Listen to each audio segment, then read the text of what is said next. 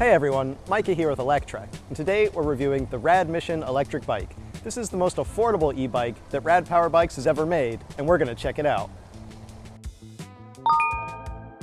By affordable, I'm talking $1,095. Compared to Rad's average price range of around $1,500 for most of their bikes, that's a great deal. You're getting the quality you expect from Rad Power Bikes, plus their customer service and warranty, yet at a big discount. So now let's take a closer look at the RadMission's major specs here. We're talking about a 500-watt motor, 20-mile-per-hour top speed, and a range of 25 to 45 miles. There is a bit of a balancing act going on here, and the RadMission does have a few trade-offs to reduce the price compared to Rad's other e-bikes. For example, that 500-watt motor is smaller than the standard 750 watts on Rad's other bikes. The battery is also smaller at 504 watt-hours instead of 672 watt-hours.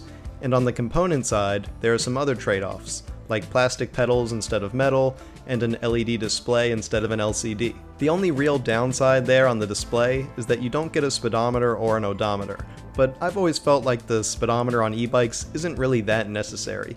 Unless you're riding in a school zone, you're not likely to be speeding on any of these e-bikes. Oh yeah, and the other big trade-off is that this is a single-speed e-bike. No gears, just one big ol' 50-tooth chainring up front and a wee little 16-tooth freewheel sprocket in the rear. In actuality, I find that the gearing is actually quite comfortable. It's more geared for the top end, since you'll be cruising closer to 20 miles an hour most of the time anyways, but it's still comfortable to pedal from a stop, especially since you've got either pedal assist or throttle to help you out. Without the motor at all, the starts are a bit arduous, but this is an e-bike. We've got a motor to help us with starts for a reason. Why wouldn't you use it?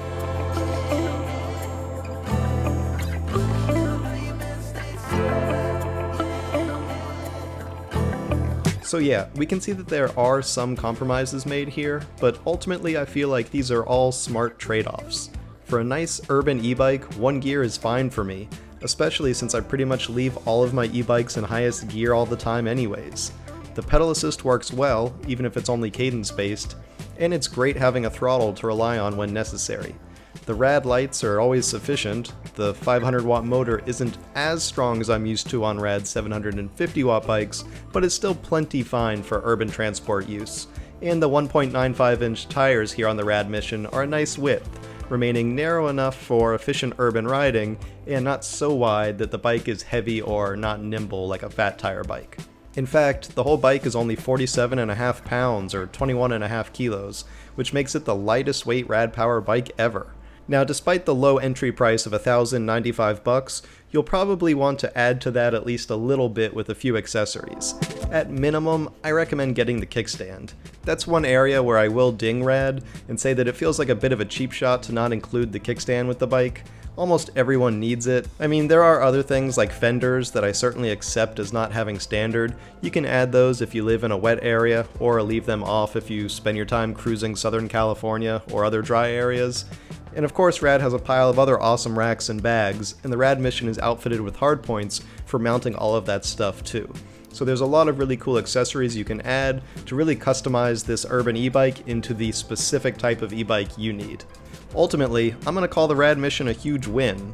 It's more than reasonably priced, it rides great, it's comfortable and nimble, and it provides all of the utility you could ask for in an urban e-bike. And man, do I love this reddish orange color too. It's only available in the mid-step, but I actually prefer the mid-step to the high-step frame on the RadMission because it's easier to mount, especially if you start adding rear accessories like big racks and baskets over that rear tire. But really, any way you slice it, Rad Power Bikes landed this e-bike nicely, bringing a new level of affordability to its line while still providing most of what makes Rad's e-bikes so desirable. And the few compromises that were made are likely to be entirely acceptable to the types of urban riders that would be interested in this style of e-bike to begin with.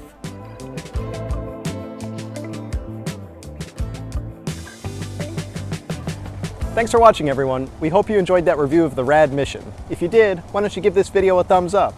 And don't forget to subscribe so you won't miss any of our future electric vehicle videos. We'll see you here next time.